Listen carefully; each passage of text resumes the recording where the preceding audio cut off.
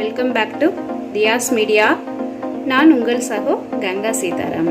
இன்றைக்கி நம்ம வீடியோவில் என்ன பார்க்க போகிறோன்னா சூப்பரான சைடிஷ் சட்னிங்க, குடமிளகாய் சட்னி. வாங்க எப்படி செய்யலாங்கிறத பார்க்கலாம். ஃபர்ஸ்ட் இதுக்கு தேவையான இன்க்ரீடியன்ஸ் என்னென்னு பார்த்துக்கலாம். ஒரு குடமிளகாய், இது வந்து நான் பச்சை குடமிளகாய் நறுக்கி வச்சுருக்கேன். உங்களுக்கு வந்து எந்த செக்கப்போ இன்னும் மஞ்சளோ எது கிடைக்குதோ நீங்கள் எடுத்துக்கலாம். பச்சை குடமிளகாய் ஒன்று நான் நறுக்கி வச்சுருக்கேன். ஒரு பெரிய தக்காளி, ஒரு வெங்காயம், பெரிய வெங்காயம் நீளமாக கட் பண்ணி வச்சுருக்கேன்.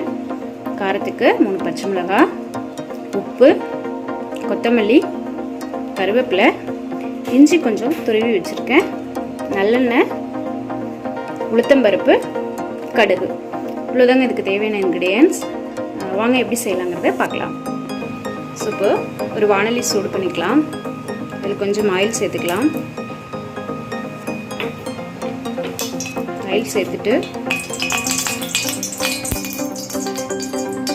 வெங்காயம் சேர்த்துக்கலாம்.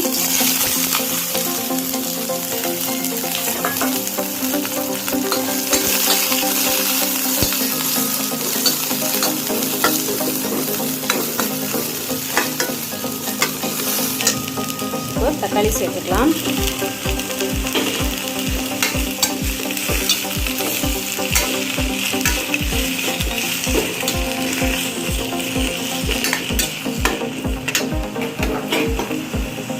பச்சை மிளகாய், கொத்தமல்லி,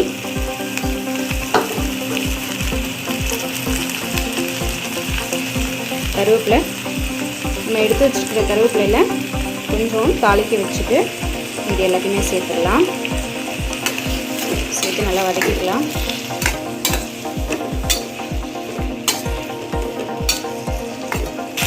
இஞ்சி கொஞ்சம் துருவி வச்சுக்கோங்க. அது உங்கள்கிட்ட இஞ்சி பேஸ்ட் இருந்தால் சேர்த்துக்கோங்க. அப்படி இல்லைன்னா நீங்கள் இஞ்சி துருவி சேர்த்துக்கோங்க.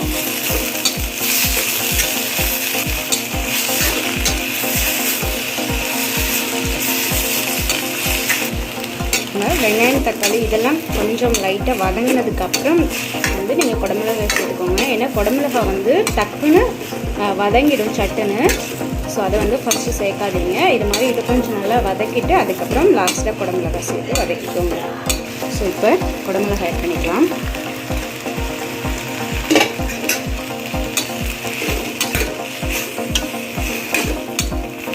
உப்பு வந்து நீங்கள் இது பாதி நல்லா வதக்கிட்டு சேர்த்து கொஞ்சம் பெரட்டிட்டு அதுக்கப்புறம் அரைக்கலாம். அப்படி இல்லை இது எல்லாமே வதக்கிட்டு நம்ம மிக்ஸி ஜாரில் சேர்க்கும்போது தேவைக்கேற்ப உப்பும் சேர்த்துக்கலாம். வதக்கும் போதே அந்த குடமிளகாயோட வாசனை அவ்வளோ சூப்பராக இருக்குங்க. நீங்கள் கை விடாமல் நல்லா ஓரளவுக்கு மீடியமில் இல்லை வந்து ரொம்ப சிம்லேயே வச்சு வதக்கிக்கோங்க. ஏன்னா இது கொஞ்சம் கலரும் ரொம்ப சேஞ்ச் ஆகக்கூடாது. அப்படி வதக்கிக்கோங்க. நீங்கள் பாருங்கள், இந்தளவுக்கு வதங்கினா போதும். இப்போ நம்ம ஸ்டவ் ஆஃப் பண்ணிவிட்டு இது வந்து நல்லா ஆற விட்டுக்கலாம். ஆற விட்டு மிக்ஸி ஜாரில் சேர்த்து இதுக்கு தேவையான அளவு உப்பு சேர்த்து நம்ம அரைச்சிக்கலாம். இப்போ ஆறிடுச்சு. நம்ம மிக்ஸி ஜாருக்கு ட்ரான்ஸ்ஃபர் பண்ணிக்கலாம்.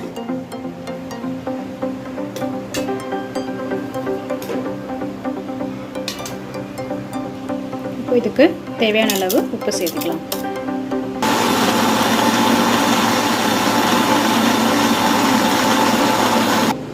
ஸோ நம்ம அரைச்சாச்சு பாருங்கள். இப்போ நம்ம சர்விங் பவுலுக்கு ட்ரான்ஸ்ஃபர் பண்ணிக்கலாம். சர்விங் பவுலுக்கு ட்ரான்ஸ்ஃபர் பண்ணி வச்சு இப்போ சட்னிக்கு நம்ம தாளிச்சிக்கலாம். மணலி சூடாயிடுச்சு. எண்ணெய் சேர்த்துக்கலாம்.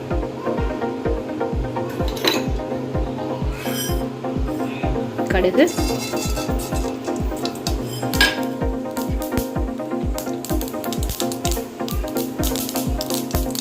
உளுத்தம்பருப்பு,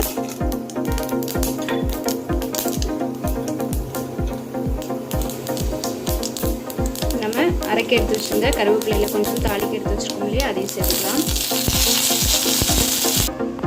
பாருங்கள், சூப்பராக தாளிச்சு கொட்டியாச்சு. மிக்ஸ் பண்ணிக்கலாம். இந்த ஸ்மெல்லு தாங்க அப்படியே வதக்கும் போதும் அரைக்கும் போதும் அந்த குடமிளகாயோட ஃப்ளேவர் அப்படியே நல்லா தெரியுது. சூப்பராக இருக்குங்க. எப்போதுமே இந்த குடமிளகா ஃப்ரைட் ரைஸ், நூடுல்ஸ் இது மாதிரி நம்ம சேர்க்குறதுக்கு இது மாதிரி சட்னியை ப்ரிப்பேர் பண்ணோம்னா சூப்பராக டேஸ்ட்டாக இருக்கும். ஓகே ஃப்ரெண்ட்ஸ், இந்த குடமிளகாய் சட்னி உங்களுக்கு பிடிச்சிருந்தா நீங்களும் ட்ரை பண்ணுங்கள். இந்த வீடியோ பிடிச்சிருந்தா லைக் பண்ணுங்கள், ஷேர் பண்ணுங்கள், கமெண்ட் பண்ணுங்கள். மறக்காமல் எங்கள் சேனலை சப்ஸ்கிரைப் பண்ணுங்கள். சப்ஸ்கிரைப் பண்ணுறதோடு இல்லாமல் பெல் ஐக்கானை கிளிக் பண்ணி ஆள் கொடுங்க. அப்போ தான் நாங்கள் போடுற ஒவ்வொரு வீடியோ உங்களுக்கு உடனுக்குடன் நோட்டிஃபிகேஷனாக வரும். Bye friends, thank you.